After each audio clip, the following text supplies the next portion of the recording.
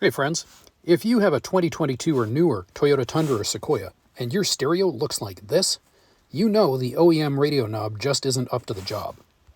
The original factory knob, part number 86128OC060 or 86128AN020, is flimsy plastic that breaks even if you're careful, and there's no fixing it. And if you've priced a replacement, you know that they can charge up to $40 or even more for the same made-in-China junk. That's why we made this, right here in Oregon. It fits and works just like the OEM knob, but it's beefier and stronger where it counts. And unlike cheap replacement knobs, ours still glows at night. Installing your new iFiXiFi knob is quick and easy. Just take off the old broken knob and use a toothpick or something similar to remove any broken plastic that's still in the stereo. Then, all you have to do is line up the new iFiXiFi knob with the stem on the stereo.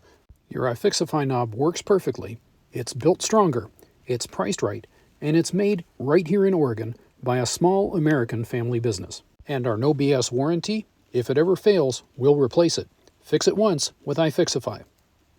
You can find iFiXiFi parts on iFiXiFi.co or iFiXiFi.com, Amazon, or eBay. Just follow the links in the description below. Thanks for watching.